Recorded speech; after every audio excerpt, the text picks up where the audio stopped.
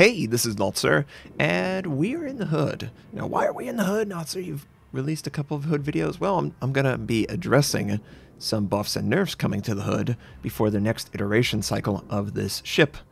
I have no idea when that will actually happen.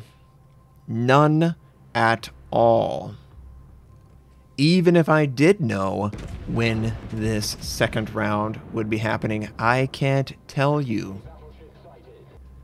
So, the hood. People were positive and negative over the ship. What changes are coming? The rudder shift time will be improved by 15%.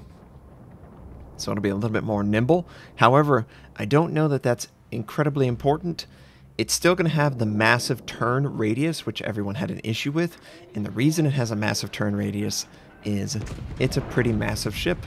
It's a very long ship. You can't break that component up. It's just a part of the existence of a ship that large. So I really don't think this is a big deal. And in fact, I'm going to hold my opinion of this particular change until the very end because I want to address something. Firing range is increased by 1 kilometer. Great. I never had an issue with the firing range. 1 more kilometer. Woohoo! It's great. Hood can heal 60% of penetration damage, except for citadel hits. However, it does not increase the total amount of hit points healed, which is 14% per consumable. So they're trying to make a distinction that even though it has a greater range of damage it can heal up, it's still not going to increase the total heal if you've already sustained the maximum amount per charge. So you got to keep that in mind. This isn't a case of, I believe the Warships can actually heal more than any other heal that's available in the game. So just keep that in mind. It's a buff, but it's not a crazy buff. And I understand why they don't want to do that. It has a massive hit point pool for its tier. The 381mm AP shells will ricochet at a much greater angle, so it's going to be a buff. They're trying to make it perform similar to American cruisers. You know how American cruisers can get away firing AP in situations where other lines just can't do that? It's going to be a nice change. They also are making the detonation of the AP much quicker. I think it's twice as fast. So now it's going to be 0.015 seconds to detonate, where I think it was 0.033 seconds to detonate.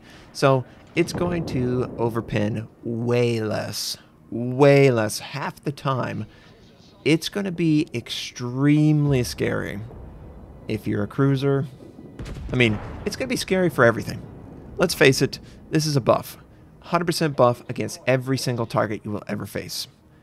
You are very rarely going to overpin on battleships. You're going to very much less often overpinning on cruisers, and you will actually have time when you don't overpin at all on a destroyer. So it's a straight buff. It might make the guns the highest damaging guns in the game, tier for tier, AP-wise. We'll have to see, you know, for a battleship, obviously. I'm talking battleship. If this is the characteristic that they want to give to the British battleships, oh my gosh. This line will be ridiculous. Absolutely ridiculous. Now, some people will say, well, isn't the whole point of the battleship that they overpin a lot and they get the perfect shot and they get rewarded for that? And that's the whole deal that cruisers and destroyers have to work against, is hoping that the AP overpins or misses completely.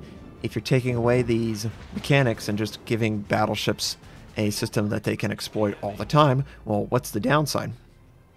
The downside, and I think this is the downside that the British battleships are going to have, is that British battleships have terrible turret traverse. Absolutely terrible. And they're not improving it at all in this patch, or this new version, this round 2 of the hood. They're not going to do it. And it looked like they were potentially going to do that based on these leaked information. They were going to adjust it, but they didn't choose to do that. So I think they're going to rely on the fact that you're going to have to wait on your guns in order to fire on the target. If you go on the outside and keep everything inside, well, you're going to have to traverse those guns less. It's going to be a part of the playstyle of the Brits, where you try and keep everyone on one side. You don't want to traverse. You damage output. If everything just pinned normally, would probably be the lowest in the game. But because the Brits don't overpin, you're going to go skyrocketing up. And they're afraid that it'll probably be too high, and they want to give nimble ships some way of dealing with it. And I think it's that turret traverse. I really do think that's what they want to hang their hat on and say, this is what the Brits are bad at. They can't keep up with their turrets traversing. So you want to try and rotate fast around them if you're a destroyer, get ahead of the turret traversing, force them to angle into a vulnerable position. And finally, a massive nerf to defensive fire. It will no longer affect medium to long range of your AA guns. So, what does that actually mean? It's purely defensive in nature, and I really dislike this. The reason they buffed the rocket launcher DPS, but that's 1.5 kilometer range. 1.5. If an aircraft gets that close, it's a dive bomber. That's not going to happen very often. So they definitely nerfed defensive fire. 100% it's a nerf. I don't know that I like that. There is no aircraft that you can equip on this ship. This is what you get. You get damage control and the heal ability plus defensive fire. That's it. You can't see around corners. You can't see around islands like other battleships. That's a big, big deal. If I have to fight a Hood, I'm going to try and manipulate islands because he can't do anything with it. I don't know that this is good enough for defensive fire to take up that slot that you would normally have your aircraft on. I would just give up defensive fire and get the aircraft, if I could. I can't, though. At least I don't believe so. I'll have to check it. Now, the rudder shift. I mentioned that I didn't really think the rudder shift was going to be that beneficial, and I think it's because you're going to be traversing your turrets a ton. It's going to slow down your turret traverse, or it's going to bait you into making your ship vulnerable, because you just, come on turret, just get over one more second, and that might cause you to take a ton of damage. Now, obviously, if you're trying to avoid torpedoes or change direction, it's going to be nice. It's still a long ship, and it's still going to be a large circle that you have to turn.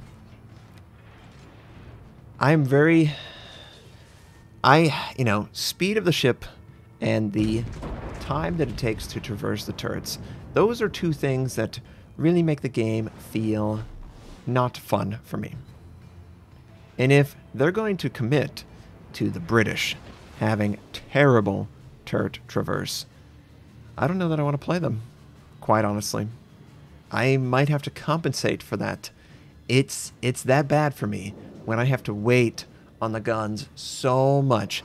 The Mogami 155, it was terrible, and it's now a completely different ship because of just one change.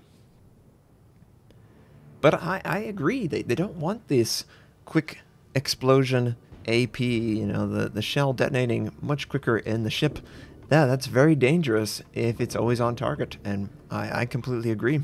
If you're going to make the battleship tanky, you're going to make the AP shells extremely effective, almost to the point where you would never fire anything but AP, and I'll look into that on its next iteration. Plus, the heal is going to be effective.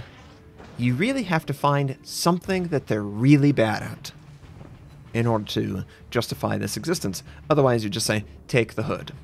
Take all British battleships over every other battleship for a long-range support ship. If you need to get in and brawl, well then go a German. But otherwise, quick fire, quick explosion AP, even if it has a weaker penetration force, it's probably not going to even overpin some of the superstructure. That's how quick this is going to be penetrating. It's just one of those things where it's like, you change this one value, it completely alters the entire perception of that ship and the line. And maybe this is just a test. If they test that it's okay, and then put it in for the main line. If it's not okay, well, guess what? It's not going in the main line. They probably don't want battleships too much more accurate than they are right now, and maybe that's what they were going to go for way back in the day, and they're like, whoa, whoa, whoa, whoa, whoa. If we make them super accurate, then they're going to kill everything. Otherwise, the changes are interesting. They will improve the overall power of the hood, and that's the most important thing that we can take away from this. It's going to be a better ship. People will be more interested in buying it, and that's good for wargaming, and good for you if you get a ship that you want. I hope you enjoyed this. I hope you have a fantastic day, and I'll catch you next time.